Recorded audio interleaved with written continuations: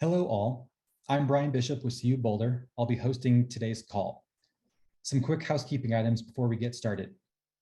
Throughout today's campus Q&A, we will be sharing informative links with you via the chat function at the bottom of your screen. So please be on the lookout for those. If you have a question for any of the experts on today's webinar, please use the Q&A function at the bottom of your screen to submit a question. You can start doing so now. We will get to as many questions as we can. If by chance we run out of questions prior to the scheduled end of the webinar, we will end early.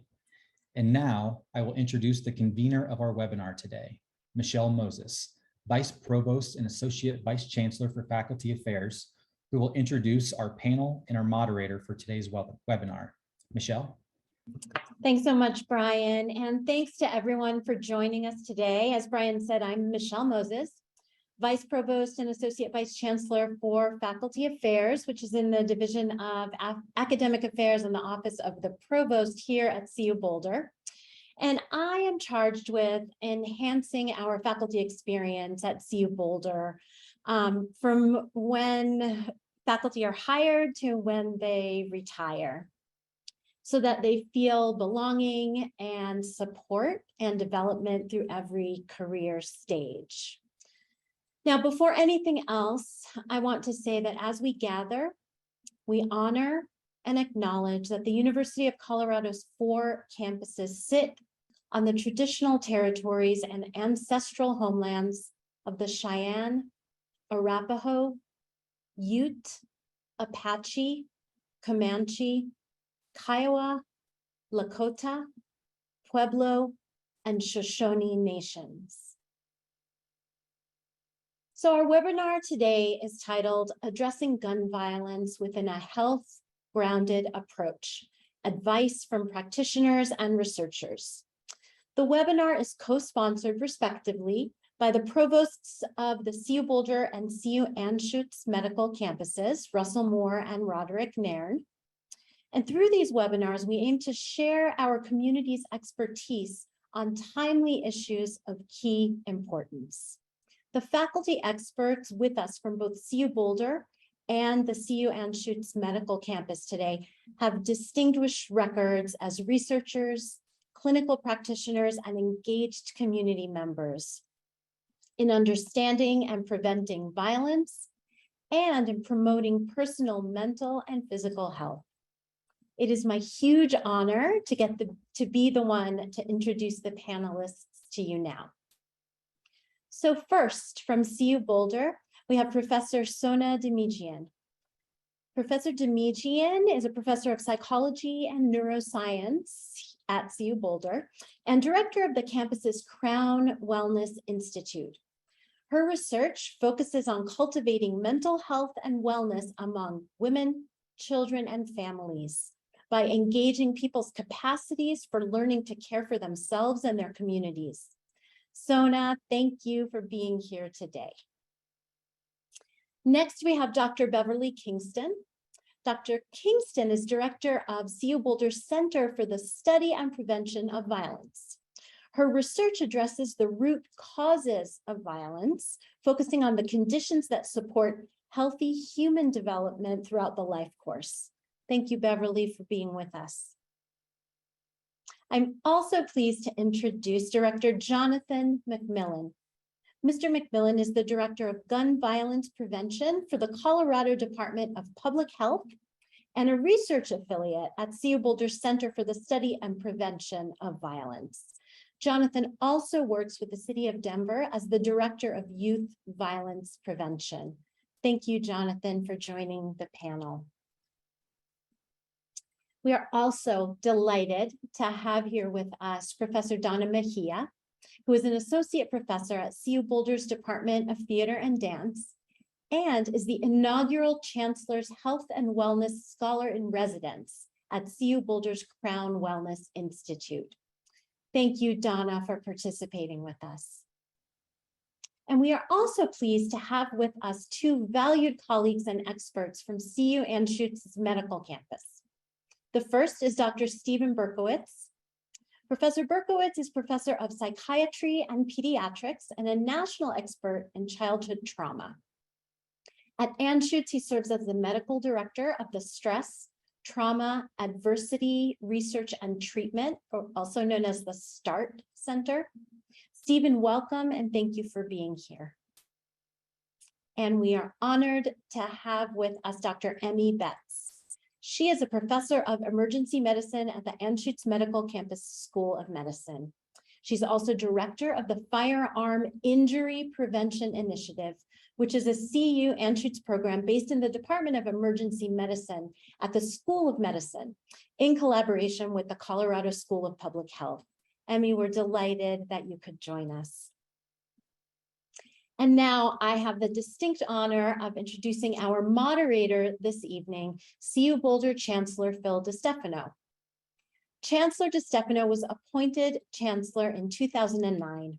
He joined the university in 1974 as an assistant professor of curriculum and instruction in the School of Education. He has served in a variety of leadership roles in his more than 4 decades at CU Boulder, including professor, dean, provost, and chancellor. And he has been a CU parent and donor and mentor as well. The chancellor's strategic imperatives for the campus are to develop tomorrow's leaders, to be the top university for innovation, and to positively impact humanity. He's particularly focused as part of all 3 priorities on how research universities can strengthen our democracy. So I'm pleased to introduce to you the Chancellor of the University of Colorado Boulder and my friend and colleague in CU Boulder's School of Education, Phil DiStefano. Thank you, Michelle, and good evening to everyone. And thank you all for joining us today for a discussion on gun violence and its effect on public health. We've all witnessed in horror the recent mass shootings in New York, California, and Texas. And we experienced a similar senseless tragedy just last year right here in Boulder. Others of us may have been directly affected by homicide or suicide in our families and communities across the country. As we bear the enormous weight of these tragedies, I felt it was important that we, as a leading public research university, consider how we can contribute to understanding, coping with, and preventing these types of devastating incidents. How can we harness the research and academic study happening across the CU community to contribute meaningfully to this national conversation? In today's webinar, you'll see this research and scholarship at work and a variety of perspectives on gun violence, from its implications as a public health crisis to its compounded effects on our mental health, to its impacts on people and communities of color. Only by having a clear research-based understanding of the topic can we begin to create change in our own circles and to advocate for a systematic approach to ending gun violence at the local, state, and national levels. I'm especially pleased to partner with experts from the CU Anschutz Medical Campus for their unique clinical perspectives on the topic. Thank you to all of our panelists, as well as our convener, Michelle Moses, for sharing your time and insights. One of the university's most important roles is to strengthen our democracy by applying research, scholarship, and creative work to serve humanity and to solve society's most pressing problems. I hope you'll all leave today feeling more informed, more empowered, and perhaps even more confident that we can make a difference when it comes to gun violence. We'll begin the question and answer session with a question for each panelist, with about 3 minutes or so for each response. After that, we'll move to audience submitted questions. So please feel free to start submitting your questions at any point using the Q&A functions. And let me begin with our first question to Sona. Sona, the continued reality of mass shootings in our world can leave people feeling hopeless and helpless? Is there a risk that people may turn away from the importance of addressing these tragedies? What can we do to bring continued compassion and care to addressing the issue of gun violence?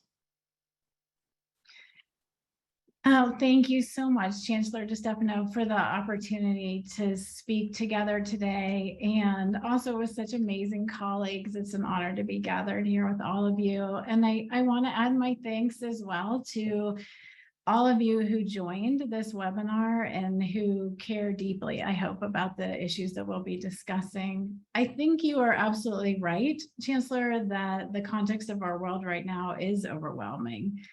You know, I noticed as I was preparing for this webinar that every time I sat down to write out some notes, my mind just went blank.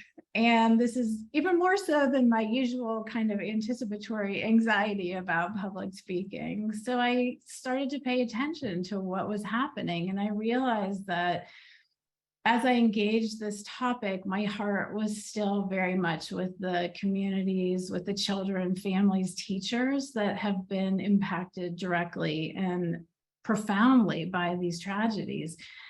And the fact that there's so little time and space in our world to really integrate anyone before there's more adversity at the local, the national, the global levels at which we need to contend. And I think this has to be understood also in the context of histories of structural violence, particularly for minoritized communities. So knowing too that any one of these specific events is also deeply multi-layered. So given that, one of the things that I appreciate about science is that it gives us methods, when used ethically, to approach a reality that's overwhelming and at times can feel just incomprehensible, and make it more comprehensible by letting us focus on specific elements.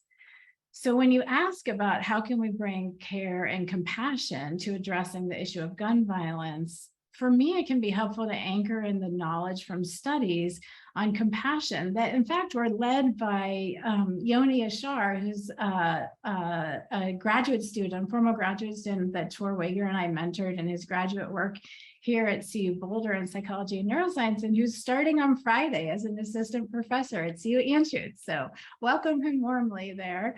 And this work identified, I think, 3 important points that I'll just very briefly touch on. One is that compassion is multifaceted. It has this affective component, which is this sense of empathic care or tenderness for the suffering of others. And this is critical to notice when suffering is happening. The other is this cognitive component, which speaks to like how much you see the inherent dignity of others, and as opposed to how much you blame people and dehumanize them in the face of suffering. And then this action element, this motivation to relieve the suffering of others. And it can be easy for people to get sort of swallowed up by that affective component, where that empathic care can move into empathic distress or fatigue, I think, as you were referencing. So holding both the thought and the action elements in relation to this emotion component, I think, is critical. The second is that when we talk about this action element, it's important to know that research studies that we and others have done have showed that brief, simple daily practices can help sustain you and support you in broader action in the world. And hopefully we'll have time to come back and talk in detail about one of the studies that we conducted, where we compared a 4-week compassion meditation program to in which people practice just 20 minutes a day, to what we called a compassion placebo, which was oxytocin. We told people they were getting an oxytocin nasal spray, which was in fact just saline, but that it would make them more compassionate if they used it. And then just exposing people to stories and images of suffering others. And what we found was that when you showed people suffering over and over again without giving them tools or actions to take, they actually attuned less to that suffering over time. And that simple daily practices could help buffer against that decrease. So the third, and I'll just say very briefly to close, is that we have to remember that compassion for oneself, for others, has to include compassion for oneself. And we can't separate the two. In all of the studies and research that we do on compassion, including now a large research project with educators, extending compassion into the world has to be grounded in compassion for the self. So there's so much more to say about all of these points, and I'm very eager to hear from my amazing colleagues. So I will pause there and happily return to any of these later in the Q&A. Thank you, Sona. And now I have a question for Beverly. So Beverly, you've been studying acts of mass violence for decades. What have you learned about any demographic or societal trends related to the perpetrators and victims of these attacks? And how can we prevent the next one? Well, first, before I begin, I would like to also echo my many thanks for the university, for Chancellor DiStefano, for hosting this webinar. It's very timely and very important. And I have a big answer to this question, so let me try to get it all in my 3 minutes. So over the past 20 years, we've seen significant increases in mass shootings across the nation. According to the Gun Violence Archive, in 2021, there were 691 mass shootings. And so far in 2022, we've seen one every day. Plus, given the intense social stressors and increased political polarization that we're experiencing daily in the nation, these upward trends are very troubling. In terms of the perpetrators, we know they exhibit concerning behaviors before their attacks. The Violence Project that studied the life histories of over 170 mass shooters found that 80% were in a noticeable crisis prior to the shooting, and more than 2/3 exhibited increased agitation and abusive behavior. Most attackers also told at least one person what they were going to do before they did it, and often that person was a peer. These behavioral warning signs that other people see provide critical opportunities for intervention. Unfortunately, we know from studying way too many after attack cases that many people had major concerns about the perpetrator prior to the attack, but they did not know who to tell or how to intervene. In the study of the Arapahoe shooting that happened in Colorado in 2013, our team identified 27 missed opportunities to intervene. And in the Parkland shooting, there were 69 missed opportunities. Bystander tips can provide the information needed to prompt an investigation and to avert violence. But this requires that communities raise awareness about the warning signs for violence and that we build effective systems to address these concerns. A key short-term prevention strategy is to educate the public on what the warning signs are for targeted violence and how to report them. Fortunately, in Colorado, we have Safe to Tell, an anonymous bystander reporting system that was created in 2004 and is available to anyone needing to report a safety concern. We can also work on long-term upstream strategies to address the root causes of violence. This means addressing the motivation to want a gun for criminal reasons. And we have, again, very fortunately, experimentally proven programs to prevent violence and to intervene with those that are already exhibiting violent behavior. You can find a list of these programs at the Blueprints for Healthy Youth Development website, and I'll put these links in the chat as well. And we know that if we were to put these effective programs into place to scale, we could reduce violence by 30%. We at the Center for the Study and Prevention of Violence have been working hard to put these short and long-term strategies into practice in K through 12 schools and in communities across the state, the country, and even abroad. In the 23 years since the attack at Columbine High School, we have made great progress in this work. But as the recent attacks suggest, we still have a ways to go. We're hopeful that today's conversation is a start of those next steps. And I really can't imagine a university and a state better suited to lead this effort. And we at the Center for the Study and Prevention of Violence stand ready to help. Thank you. Thank you, Beverly. And now I'd like to direct the next question to Jonathan. So Jonathan, gun violence affects so many communities in very different ways. How, in your experience, do we ensure an inclusive and respectful approach to averting gun violence?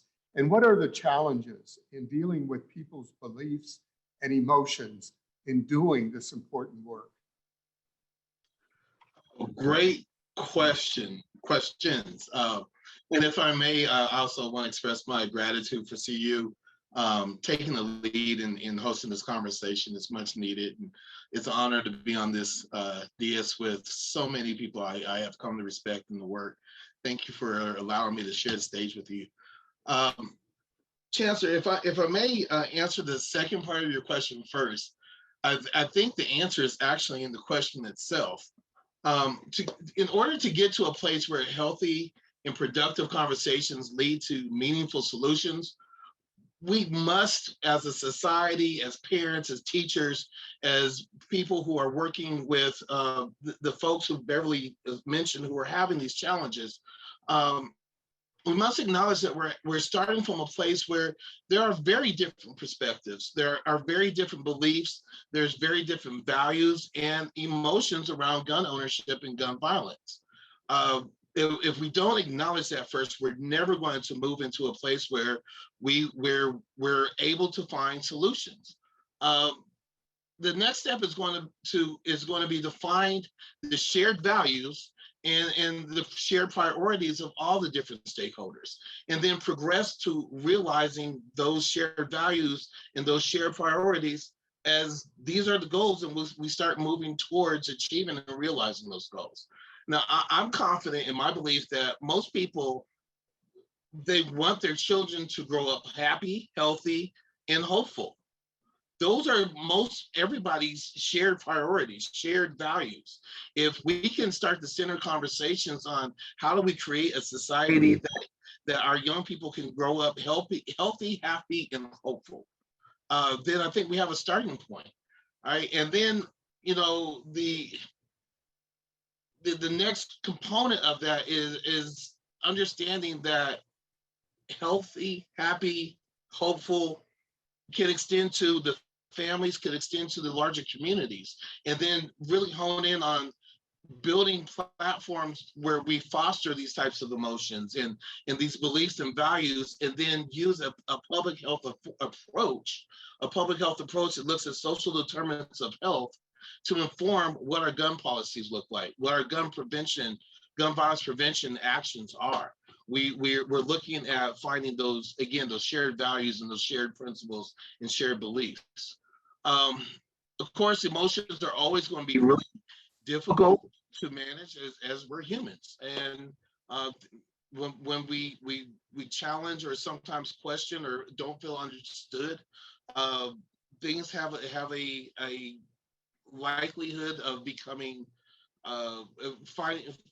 not moving forward in a progressive in a positive relationship or conversations. But again, my approach in this new role and what I've used previously is always looking to find those shared values. And thankfully, the public health approach also backs me on that and saying, we want to make sure that everybody is healthy and has a shared opportunity for health and safety and happiness. Thank you, Jonathan. Now I have a question for Emmy. Emmy, how is gun violence a public health and safety issue, and why does characterizing it in this way matter? Thank you so much for the opportunity to be here. So gun violence, by which I include mass shootings, accidental shootings, homicide, and suicide, is a public health issue because it is a leading cause of premature death in the United States, in addition to causing significant physical and emotional health problems among survivors and larger communities. And seeing it as a public health issue can help us use public health science or the public health approach to address it, the same way that we've addressed things like motor vehicle crash deaths or infectious diseases like COVID. I think calling it a public health issue also acknowledges the role that healthcare providers like me have in addressing gun violence and why this really is our lane to be in. In the CU Anschutz Firearm Injury Prevention Initiative, we seek to use this kind of public health approach and collaborate with affected communities to prevent injuries and deaths. And you'll hear from Dr. Berkowitz in a moment, but I have 3 quick examples of other kinds of work being done on the CU Anschutz campus, which I think really are all a mix of research, education, and community engagement. So for youth injuries, pediatricians, Drs. Eric Siegel and Maya Haas are distributing firearm locking devices and developing innovative educational approaches for parents and for kids.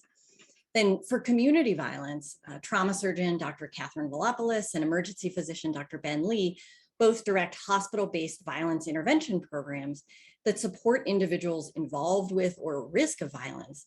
And these kinds of wraparound programs, which are really the gold standard in the field, they intervene to attempt to stop the cycle of community violence. And then for suicide, internist Dr. Joe Simonetti, social worker Dr. Chris Knopke, and I are all working with colleagues from the School of Public Health to educate clinicians, patients, and the community about how to prevent suicide by reducing firearm access during times of risk. And that includes wonderful work with the Colorado Firearm Safety Coalition, which fosters discussion and collaboration with the firearms community. So thank you again for convening this panel. I always jump at the opportunity to work with colleagues from CU Boulder. At CU Anschutz, we're also really committed to using science and compassion to find solutions, to use a public health approach to prevent these injuries. We welcome all opportunities for collaboration to help our communities, as Jonathan said, be happy, helpful, helpful too, happy, hopeful, and healthy. Thanks so much. Thank you, Emmy. I appreciate it. And now, Stephen. Stephen, how does mass media coverage of these mass shootings affect the psychology of young people and children? And what can we do as adults to help children and ourselves cope and make changes? Well, thank you for having me and for having the sibling campus represented here. It really is amazing to have 4 campuses that do such good work. So I will tell you very honestly that school-age kids are scared. They are scared to go to school, and they will let you know all about that if you ask them. And their parents are scared. I've had many parents reach out about, how to talk to their kids, their own anxieties, being fearful that they're sharing their anxieties with their children. And media certainly plays a role. We know media, covers these events. And one of the things that happens when they cover these mass events is they seem to be more common, more frequent than they actually are. Now, not to say that they're not too frequent in this country, as we already heard from Beverly, but to acknowledge that what the facts are, how often does this happen compared to what, I think is very important in our discussions. Yes, you need to be careful, you need to be alert. Again, as a bystander, if you have concerns, you need to feel comfortable letting people know, but also to recognize that generally speaking, going to school is a very safe activity. I think that's really important to keep in mind. And, when we talk about that, it's really useful to have families as well as schools really communicate around these things, how they're operating, how they're making sure that your people are safe. that's crucial, to be very transparent, and also to be able to ask for help and ideas. Sometimes the best ideas come from the students and the parents about these things, and they need to be included. And finally, I'll say that, one of the things that we are hearing, and I think Jonathan mentioned this, is we don't have the type of community that we used to have. We are more isolated. There are multiple reasons for that. Someone has done some work in that area. And we need to figure out how to create community in a way, in the current social climate and technology climate, so that people actually trust one another and talk to one another about what's happening, what's going on. And connectedness is probably one of the best things to salve those wounds and those emotional concerns. So thank you. And I will say, I run a trauma program. And one thing we should really talk about is the cycle of violence. I think that's really crucial. And that, when we really want to talk about root causes, it is the incredible rates of children who live in adversity, without any relief. And those are the people who are most likely to commit violent acts. And so we really need to address that and think about that carefully. Thank you, Stephen. I appreciate that. And now finally to Donna. So Donna, what do you observe in your practice of mindfulness, somatic, therapeutics, and dance about how trauma manifests itself in people's bodies? And what practices have you utilized to ease the burdens of trauma and stress around mass shootings, social inequity, and violence?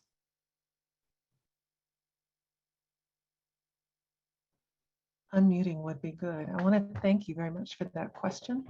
And I also greet the other honored panelists here, and hello to the community. I would like to perhaps echo off of what Stephen just said. So thank you for saying that it is the cycle, because ways of disrupting the cycle is to provide tools for healing. And it is particularly important that those tools acknowledge that individuals will need some customization, and yet there are some recognizable patterns that do show up in the human body. And in particular, it can be unbalance, a sense of constriction, numbness, blockage, tension, hypersensitivity, hypervigilance, disorganization in the processing of sensorial input, touch, pressure, sound, light, spatial relations, atmosphere, and environment. It can cause sleep disruption. You can see a change in someone's gait or their carriage or their ability to execute movement. There's shallowness in the breathing patterns and a diminishment, I would say, of the exhalation.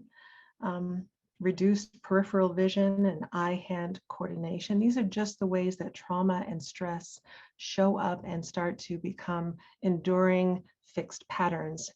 The nervous system is incredibly pliable and can be taught to undo these patterns, but if we treat it only as recreation or something that someone has to get the information on outside of their normal living circumstances, it's very difficult to fit it in. So I think the more we create integrated systems in the educational experience, in the workplace, so that people have access to tools and to acknowledge the differences in the bodies. So stress shows up differently by ethnicity, the acculturation patterns that have been put into our bodies, gender, temperament. And there's a difference between acute event-based trauma versus a cumulative transgenerational trauma, which we know can also start to show up in descendants. We are starting to understand how genetically some of those responses can show up in the descendants who do not have those direct experiences, but have the response built into their nervous systems. This is what transgenerational trauma is. But really the ability to respond to the world openly, diminishes when trauma hits, and the hesitancy and someone's inability to trust their bodies happens. I have a few slides that I hope will provide some quick information. So I invite everyone in the audience tonight to feel free to please snap these slides if you'd like to do a screen capture. So the expressive arts gives people the ability to process and start to unwind some of these patterns and break the cycle so they do not enact their stress on others. So a good embodiment experience welcomes your direct experience and what you observe about yourself without imposing perpetual narration or supplanting your own interpretation of the experience. Good embodiment practices utilize sensorial and movement exploration as a way of fortifying someone's nervous system and consciously shifting unproductive patterns. So that can include breath work, dance, contemplative movement of any kind like Tai Chi, nature walks, yoga. Somatic science therapeutics, there are dozens and dozens of formalized study programs and specialists in many areas of the United States where you can get direct coaching. I've listed a few of them here. Any tactile or fine motor movement like sewing or coloring or working with the hands is a very powerful gateway to starting to organize the mind when it feels scrambled or unsettled. And honestly, to remember that there's no need to apologize for how you show up and what you're bringing to the experience. To stop feeling as if you are inadequate and that you can unwind these patterns in your own body. I think looking for inclusive, improvisational opportunities to move in community, it's a really nice combination of both collective support and individualized exploration. So for me, it's kind of like power packed as a practice. And of course, starting to look for reflection and understanding your patterns, and that can be done easily through journaling. So these are things that do not require a lot of money or necessarily a lot of time. They can be integrated into daily living. May I please have the next slide? And so really, to approach healing through an embodied mindfulness and to start breaking the cycle, the first thing we need to remember is that we want to allow it to be a process. It is non-linear. So undoing trauma and stress in the body can be incremental and it's very cyclical and it's followed by phases of integration. So please don't find yourself to be impatient with that undoing. Doubt, grief, rage, and denial can be a healing part of the progress that you make, but learning to not find yourself stuck in one of those phases is the important thing. Try to connect. We're not meant to heal alone. Community reflection does have a role to play, and the expressive arts can be a very tremendous help in this way. So try to build an external support team that allows a creative outlet so that you can start to express the complex emotions that flow through you. Show up for yourself.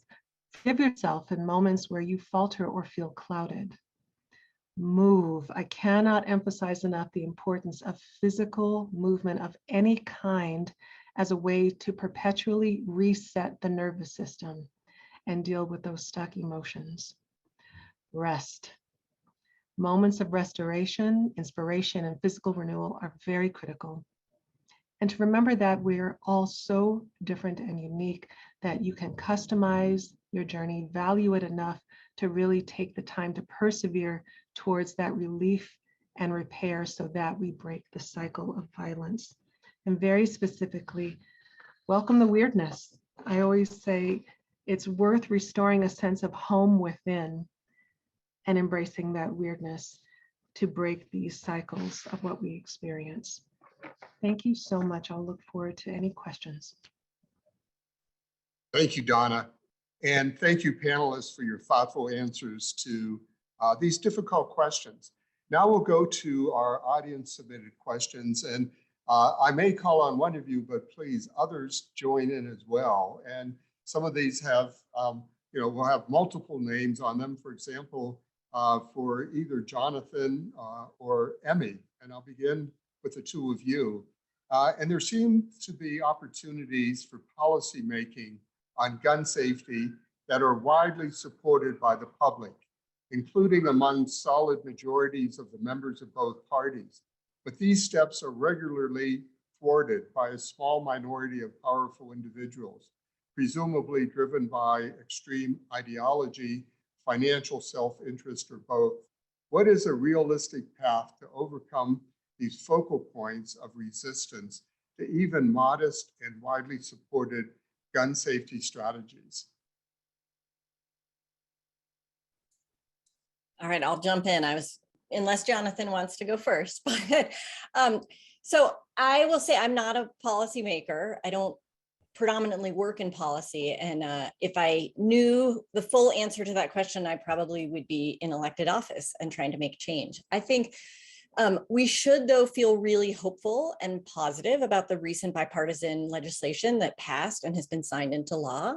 It does not have everything that everyone wants, and it certainly is missing things that many people do want, but I think we really need to acknowledge that it was a major step forward. It was the first significant legislation passed at the federal level in a long time. And so it's possible. And I think to me, it comes back to trying to bridge these divides and actually have thoughtful conversations and find compromise. And I know that that's really hard in this era. And maybe it's naive or overly optimistic of me to think that we can get there, but I think the question points out that there's a mismatch between what's happening among policymakers and what surveys tell us the general public want. And so I do hope that we will continue to have progress in getting there.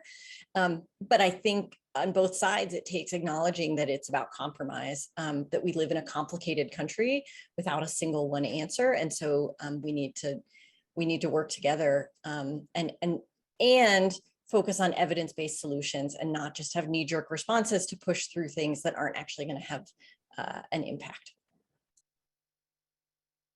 Jonathan? There's not much I could add to what Dr. Betzer maybe said there.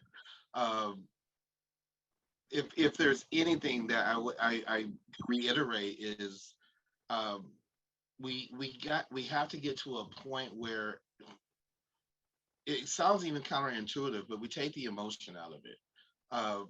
Because again, people feel the way they feel about gun ownership in firearms in America.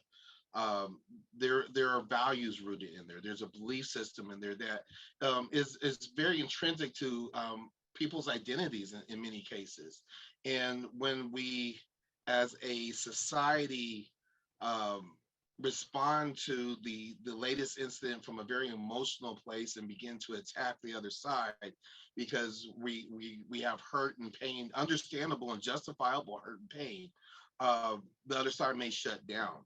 Whereas in the same instance, but on the other side of things, when people are not open to understanding the humanity and the passion in which and why people feel so passionate about sensible gun control or gun laws, and finding this space where we can help create safe places for whether it be grocery stores, schools, or public areas in general, and people seem to be not receptive to that voice. It makes it very difficult to have those conversations. And so, like Dr. Betz said, if we can start to find those shared understanding points and those shared values and those shared beliefs, then I have hope that we will move forward and find some sensible gun laws that will help get to a society where everybody feels respected, feels safe, and especially our children. Thank you. This next one for Stephen or other panelists who want to comment. So we have a question from a mom of 2 children, ages 8 and 10. And she asks, how can I best talk to them about these issues in an age-appropriate way that doesn't alarm them, but helps them to stay aware and safe? So Stephen? hard to be a parent these days, I have to say. I think it's first really important when you talk to your kids to start off with the question, so what are the other kids in your class saying? One reason to do that is you get a general sense of the discussion. The other thing is that kids are much more likely to tell you what their friends are saying than what they're thinking. And often it's one and the same. So it's always good to start off that way. I think to also be able to, to discuss with kids, again, as I mentioned earlier, that there is, that schools are relatively safe, and they need to remember that. But again, they need to be aware and be able to feel that they can tell their parents or their teachers when they're concerned about another kid. And it doesn't have to be because they're being unsafe. It could be all sorts of things. But that, back to safe to tell. It is safe to tell, and it's good for you and increases everybody's safety.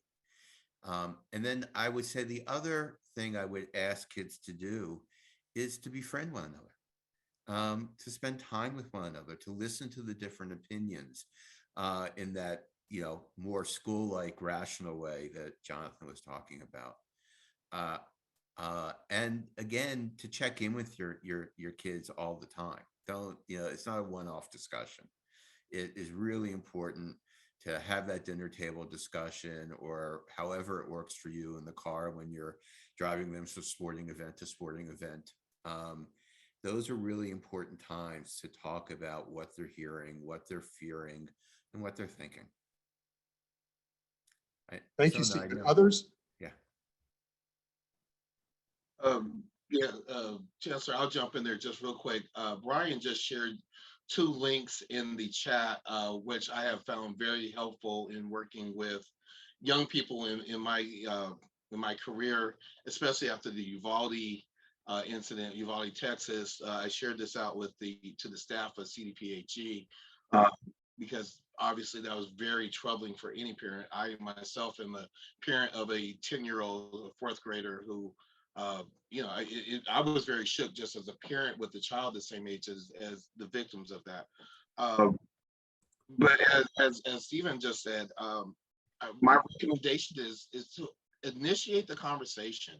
Oftentimes in polite society, we tend to talk around things and not directly talk about things. And then young people don't learn the skills of processing and socializing the trauma that they may be experiencing. And then unfortunately, it shows up later. I don't remember who it was on the panel earlier, but violence is cyclical. Hurt people, and that includes not even just physical abuse, but sometimes it's this unprocessed trauma that may happen. I don't want to step on Donna's toes, but the things that she was saying earlier about starting to process traumatic events, especially around violence that young people may feel, or all of us may feel very much out of control of. The process of exercising with a parent or with a child and using that time to initiate meaningful conversations and build relationships and those social emotional connections and skills is going to do wonders to prevent further gun violence or violence or emotional violence, relationship violence, and all other types of even self-harm if we look at that through the lens of violence. I wanted to also just thank the mom who asked this question, because I think it's a question that lives in the hearts of a lot of parents, and also say there's actually so much wisdom in the way that you articulated the question around asking what is age appropriate and also not alarming. And I would say, like a lot of parenting, it's finding this space between extremes. And on the one hand, one extreme is like ignoring or avoiding, which is unwise because, as people have been saying, that our kids know what is happening, so they have access to this information, while on the other hand not moving to the other extreme of sensationalizing in a way that will amplify their fears. So I often think there are like three kind of principles to keep in mind in these conversations. One is the importance of sharing direct and accurate information. How much information to share is connected to the second principle, which is giving your kids space to talk, and your job in those times is really to listen. And that listening will help guide you in knowing what is developmentally appropriate for your kids. And then the third is knowing that this is hard work. And so you as a mom, I as a mom, we as parents, and adults who are supporting children in our lives also need support and centering and anchoring and grounding in these conversations as well. And this work is because it is so important, and that links both to the well-being of your own children and your own family, but also connecting back to what Beverly shared earlier in the webinar about the frequency with which children and peers have access to information that is critical, and yet they don't have the tools, and it is not, they can't act on that in a way without the guidance and engagement of adults in their lives. So opening these channels of communication and keeping them open is critical for your individual child, for your family, for their school, for their community. So thank you. I just want a big thank you for asking the question. And Donna, I think you wanted to add something as well. Thank you so much. That really was a brilliant question, and what's been offered so far is incredible. Jonathan, back to what you said about exercise. Young children may not have the vocabulary and eloquence that matches the adult arena to express the nuance of what they feel, but they have their own way of expressing, and it's usually poetic and powerful and insightful. And so if the space to talk feels challenging, the space to interact physically, to move, to find out what safety feels like, to locate how fear moves through their body so they can start to recognize it and gain that wonderful emotional intelligence around what they are feeling, helps. It makes such a difference as they mature and they're able to locate their own emotions. And so if nothing else, move with them, touch, hug, express, as you find your way towards that more sophisticated language in their maturity. Thank you, Donna. Beverly, how does research address the proposition that, and I quote, an armed society is a polite society? And another quote, the only way to stop a bad guy with a gun is a good guy with a gun. Yeah, well, I think, I mean, this is a hard question, but I'm going to try to, there's a few different things I can say about it. And one, I'm going to probably ask Emmy for a little bit of help. But I mean, one thing we know with research is that the more, and Emmy knows this stuff maybe better than me in this line of it, but that the more people that have weapons, the more likely there can be accidents, there can be unintended shootings. And so there's the whole proposition about this idea of having more guns to stop the guns is likely, and again, we could test this out in research, and there may already be different studies that are look at this, but is likely to create more violent situations than we would than these other tested, proven strategies. So I mean, as our center, we haven't tested that strategy in that way. We look at the understanding of what are the causes of violence, and then how do we set up systems and structures that will address those causes. So we take a different slant at it. So I guess for years and years, I've operated with a different set of research questions than that set. So I'm doing my best to think about that set on the spot. But I mean, I'm just wondering, Emmy or Jonathan or any of my colleagues who want to maybe help me out here. Absolutely. And I think one of the things I hope you're hearing on this panel is the beautiful diversity in how we are approaching this across campuses and the importance of having a multidisciplinary approach to it, because it's about upstream and it's about recovery. And on the clinical campus, I spend a lot of time thinking about and talking with patients about why it is that the presence of a firearm significantly increases the risk of death if violence occurs, because firearms are intended to be deadly. And so we know, for example, for suicide, firearms have the highest case fatality rate. About 90% of the time, someone who attempts suicide with a gun will die. And because of that, and because suicide crises can be short and somewhat impulsive or with little planning, we know that the risk of death by suicide goes up 3 to 7 times in homes with guns, not because the guns cause the suicide or suicidal thoughts, that is, the violence could still occur, but the gun makes it uniquely lethal. Similarly, we know a fight in the street might still occur, and it's wonderful that people like Beverly are trying to understand how to prevent those fights.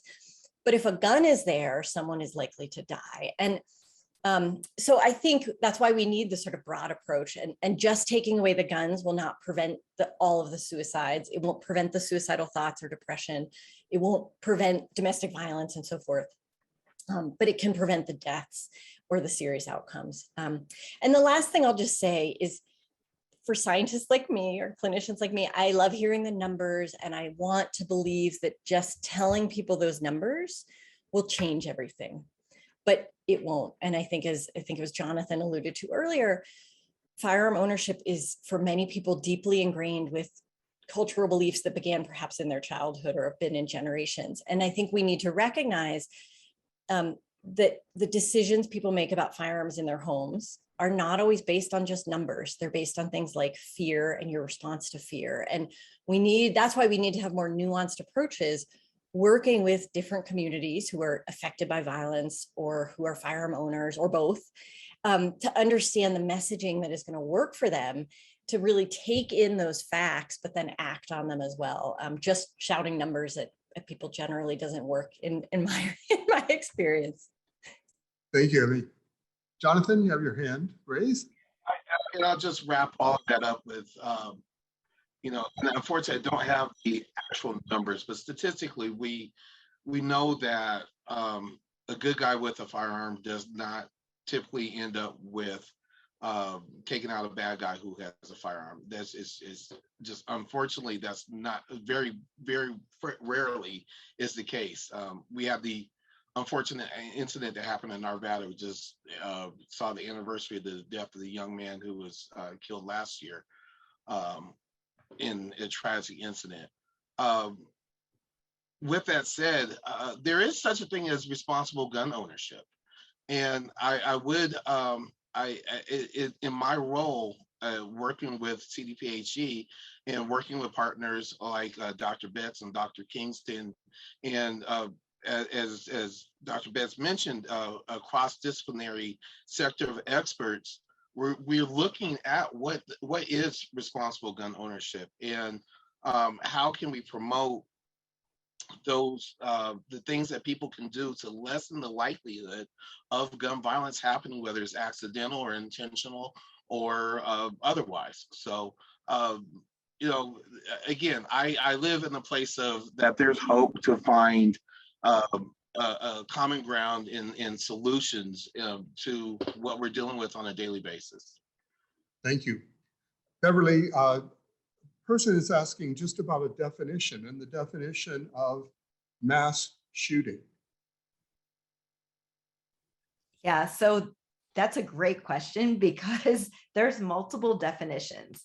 So the definition that I used in the stats that I provided was from the Gun Violence Archives. And it's a great website that keeps up-to-date stats. I mean, really great site. And they use a minimum of 4 victims shot, either injured or killed, not including any shooter who may been killed or injured in the incident. So that's the definition that they use. There's other definitions out there, but I kind of pick that tried and true, and that's cited often. Great, thank you. This next question and the next couple of questions, I'll just open it up to any of the panelists. And in the US, we've been facing a crisis of citizens disregarding scientific research and expert opinions, whether it's COVID-19 vaccines, climate change, reproductive rights, gun violence, etc. How do we as leaders address this crisis? Stephen? I don't think I have an answer, but I think one of the things that we can track is our educational systems, and as the University of Colorado, and we have a lot of people who are involved in education here. We know that our once really heralded public school systems are in trouble. And we are seeing the results of that, which is, kids who don't believe in facts and science, and families that don't believe in facts and science. And so I think part of what we really need to do is rethink how we're educating our kids across the board to understand, the difference between opinion, fact, science-based issues, and to really be able to have that debate, but to really teach them how to look at these things in a more rational, scientific approach. Critical thinking, right? That's all the wave, but I don't think we're really teaching it. You may have something to say about that. Emmy? Yeah, so I would absolutely agree with that. I will say, as the ER doctor, I also want to be like, what can I do today about it? So I think this is where we need to look to our communications colleagues and media colleagues and realize that you've got to be thoughtful about both your messages and your messenger. So I recognize if I treat a youth who has just been shot in the cycle of community violence, I understand that I am not the best messenger to intervene with that youth and get them out of that cycle. But the hospital-based violence intervention programs that often employ adults who have been through that cycle themselves, that's someone who they're going to trust and listen to more. And I think similarly for some things like voluntary out-of-home firearm storage to prevent suicide, that's where we need to be working with the firearms community, with retailers and ranges, with law enforcement, to get those messages out so that people are hearing them from the voices that they trust more. That doesn't mean we shouldn't follow the science, but I think we need to recognize that journal publications or sort of trying to stay in our ivory tower and shout at people is not going to help change behaviors, because these are deeply sort of personal issues, but also certainly what we've seen in terms of the degradation of trust in those traditional authority figures. Sona? Thank you so much, Emmy, for sharing that. I would absolutely agree. I think critical thinking is critical. And that when we consider that question, what can we do as leaders and scientists, that I think there is also a great need for the practice of humility and more emphasis on listening, often less emphasis on talking. And so in the Crown Institute, a guiding principle of all of the research that we do is starting at the point of building trusted teams. And this means bringing people with diverse perspective, diverse sources of expertise, diverse opinions and lived experiences about the topics that we may be investigating, and that really work cannot proceed in a way that will be effective or efficient without building that foundation of trust. And that does require the willingness to listen and the willingness to again bring humility. So I think there's some learning to do on the part of we scientists in answering this question and in a way that will be helpful and transformative, I think, for our world. Thank you for that, Sona. So Sona, this one comes back to you, but others as well. And the role of fear is striking on both sides of these debates. Fear of tyranny on one side, and on the other, fear of becoming a victim of gun violence. What are effective strategies for reducing fear, recognizing that data don't always address these sort of fundamental fears? That's such a good and a big question. There's a lot to be afraid of in our world today, and a lot of those fears are valid. So, you know, Jonathan spoke earlier about helping young people grow up. I think he said to be healthy, happy, and hopeful, I think was the statement. It reminded me of PC Crown, who's the advisory board chair of the Crown Institute. From the very first day I met her, said what she wanted to see in the world was that all kids grow up knowing three things: I'm okay, I'm not alone, and I can access the help that I need. And what I think this means is that I'm developing this knowledge and the skills for how to cope with human emotions like fear, how to experience, how to understand, how to regulate, how to live with those emotions in your own life, in your relationships with others, that these are actually skills that can be learned and practiced over time.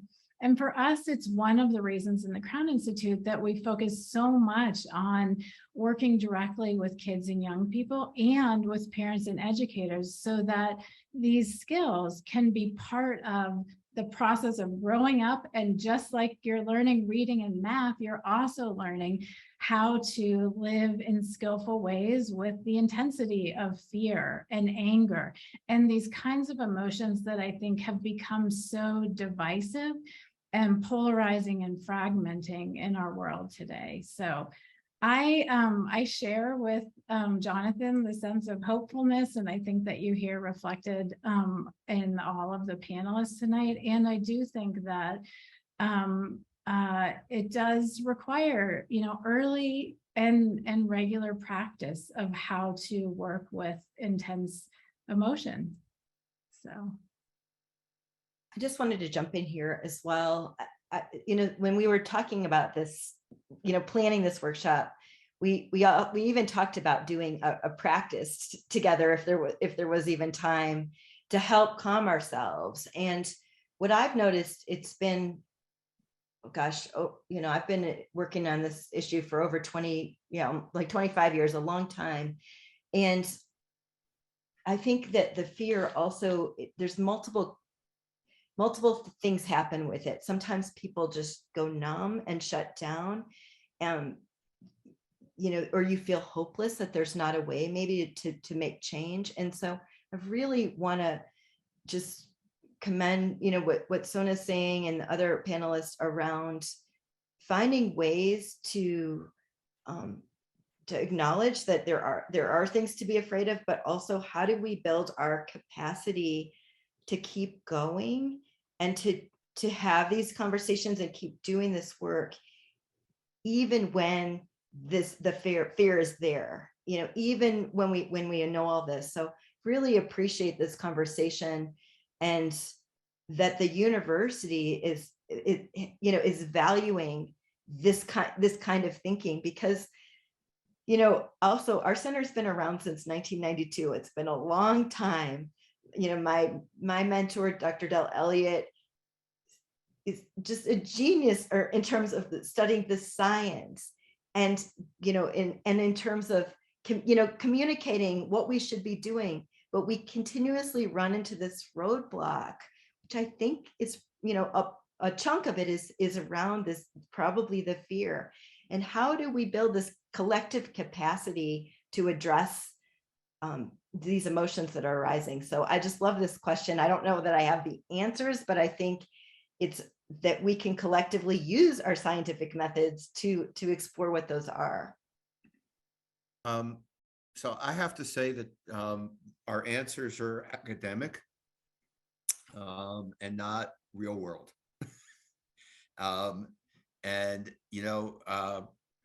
In the medical field, we've increasingly acknowledged the role of social determinants, right? A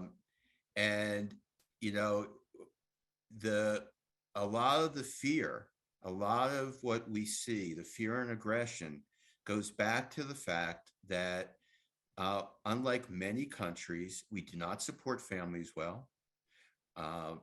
Let's be honest, you go to Europe and you have a baby, you get a year off and you have nursing care. We don't do that. We have very little in terms of a safety net for people when they do, have troubles. And we have, homelessness is a great example of that. So the fear, unfortunately, is embedded from early on in our society for many, many people. They're not the ones who are going to practice mindfulness and so on and so forth. So if we're going to look at root causes, we have to look at our society and what we need to do to provide the support to children and families as they develop, and to provide and hopefully give them access to being hopeful, to seeing a future. And I think that has to start, at a much more basic level than, trying to help people acknowledge fear. And, we absolutely need to build resilience, but we're putting a lot of stress on people these days. If I could follow that up, that was a great segue to my experience in working with Beverly, Dr. Kingston, and the Center for the Study and Prevention of Violence. I have nothing but lived experience. I have a career full of lived experience, and unfortunately, the only time I've been to see you is if I was visiting somebody. I'm not an alumni there yet. I live in the power yet. But to your point, Stephen, as we were looking at how, I was a part of a communities that cares project in Northeast Denver. And as we looked at the risk and protective factors that we wanted to address in our community, recognizing that, to Donna's point, that there's transgenerational trauma that our young people are inheriting before they can even walk. That is not just the acute traumas, right? There's chronic and complex traumas that are happening. I realize as I'm talking very academically, but understand that these young people, their fight, flight, and freeze responses are something that they didn't ask for. Right. And it's because of things that happen to their father, their grandfathers, their grandmothers, and ancestors go back generations. And we can't do anything about what happened to them, but what we can do as a community is to help them have the tools to heal and to socialize and recognize the humanity in themselves and in their peers. So one of the strategies that we adopted was a program called PASS, and I always forget what the acronym is for, but it was literally a universal social emotional curriculum and emotional intelligence curriculum that we implemented in 4 different elementary schools, 2 after-school athletic programs, 2 after-school program providers in the neighborhood. And we saw a marked decrease in violence that happened in the neighborhood. The young people were they were interacting with each other and able to resolve conflict in ways that was frankly unexpected for children in that neighborhood. It's that academic approach that helps me give faith when we help our community leaders, our trusted messengers, as Sona mentioned, the tools to solve their own problems. Because no one's going to help. Firstly, we're all we got, as we say over in Park Hill.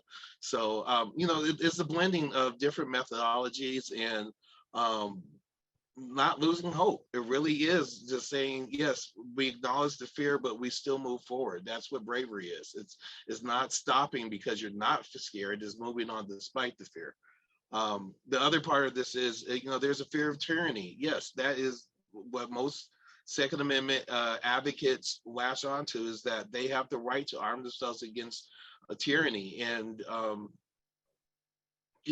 don't know if anyone can say with a lot of confidence that we have a lot of faith in government at any level. And so there's work to be done in that regard to make people feel more empowered and more to be able to be engaged in a part of the system without being a victim of the system, but also without feeling that their only defense of their liberties and their homes is a firearm. We have to find solutions that speak to those concerns and help people be engaged in the process in a way that is legitimate. Right on that point. Thank you for saying that, because I would like to maybe reflect back to what Sona said at one moment about listening. How many of us, when we go on the internet, look at sites that we agree with or that mirror or reflect our values back to us? To be able to engage difference and to be able to listen to alternative views is something that is not being coached, because it can be traumatizing for people. It can be difficult and it's conflict ridden, but it's because we have also taught people to expect extremism. And part of building that resilience is being able to learn how to diplomatically sit down with people of incredibly differing views, so that that sense of self-loathing, hatred, resentment, fear does not accumulate, that someone feels that they can walk into any situation and fumble forward into that conversation, allowing exchange to continue, knowing that they may feel uncomfortable, but perhaps they can still survive that situation, as opposed to it turning violent. And this is where we need to offer people practice in exchange. So as we're winding down, let me focus on two more questions. The first, and we have many university students in the audience, and the question from students came in about how can they get involved? How can universities get involved? University students, I'm sorry, get involved in this issue? Contact any of us. I'll say for Boulder and for Anschutz, we love working with students, and I'm always happy to try to connect folks with the right thing, depending what they're interested in, but do something. There's so much good that you can do by learning and listening. So the easiest thing would probably just be to reach out to any of us through any of the links. Yeah. Yeah, I agree with that. And we have, as Jonathan talked about, in our center, we have a Youth Violence Prevention Center. It's called Youth Violence Prevention Center Denver, and it's a project where we work with Denver neighborhoods. So we're working with Park Hill and far northeast Denver. We have been working in those neighborhoods since 2011. And in this latest round of funding and work that we're doing, we are really beginning more and more than we have in the past to work with students. And so there really are some opportunities if you're interested, and there's many different aspects to this work, which I hope you can all see from the diversity of the panelists. There's you can, you could be working with an emergency room physician, with a, oh, sorry, I'm supposed to shut off all noises. And yeah, there's many different opportunities for different paths. So I would just ask you to kind of contact whoever you're most resonating with and explore.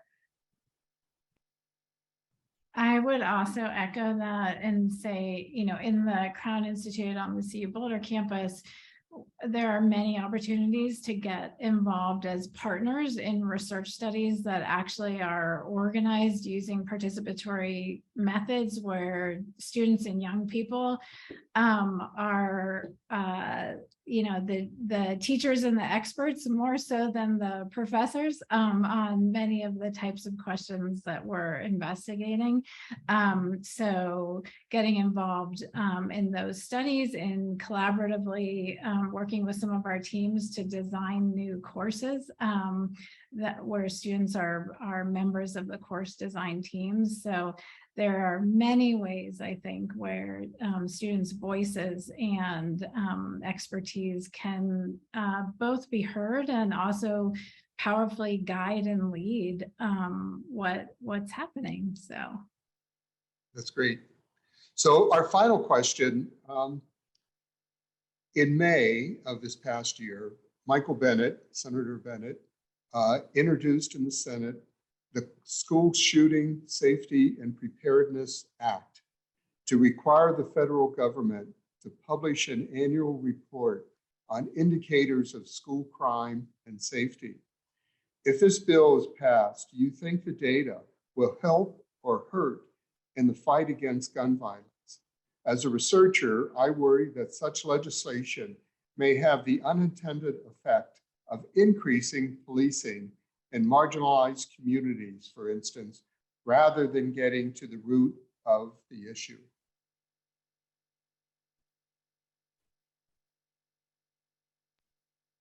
I can begin on this one. Without knowing the details of what data and how it's being collected, it's kind of hard to answer it in a, in an absolute way. But I do really think that gathering data on the problems is really critical to our work. So one of the recommendations that has come out ever since Columbine, and we've been working on it for many, many years, is to collect data on school climate. And because one of the best things that can happen to help create a safer school is to have a positive school climate. So, ideally, there'd even be some data around the climate and the culture of the school, and is it promoting a positive school climate? And what we know in those positive school climates are that we know that in those schools, students are more likely to report concerning behavior. They're more likely to talk to an adult. They're more likely to feel safe and not bring weapons to school. So data can be a really good thing. It also can be a good thing in terms of knowing where to improve. But it's important to ask a question like this, because data also can be used in harmful ways. And so I think whatever is done needs to be looked at very carefully. And it's good to have many eyes watching out for that.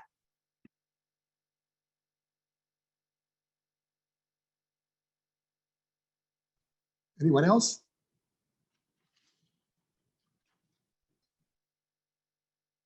Alrighty. Well, Michelle, are you going to close us out? Yeah, happy to do that. And of course, thank you and all the panelists. Obviously, this concludes our questions and answers. And really, I want to thank all of you for joining us this evening, and our wonderful panelists. First, for your marvelous research, teaching, your leadership and service and outreach on these issues. And second, for being with us tonight to share the results of your important work, as well as the different perspectives. The questions are hard, and there aren't easy answers, but hopefully this gives us a chance to continue a really good conversation in our communities. So hopefully what has been shared tonight has been helpful and enlightening for everyone. I know it has been for me. I also hope that this gives our audience a sense of really the amazing people doing outstanding research at CU Boulder, at the Anschutz Medical Campus, and of course, across the CU system. Something I get to do in faculty affairs is really know how the research, scholarship, and creative work that our faculty do, along with the clinical work and community outreach, how it changes lives, how it serves the public, and to get back to what the chancellor said earlier, right, how it serves to strengthen our democracy. So thanks to everyone and good night.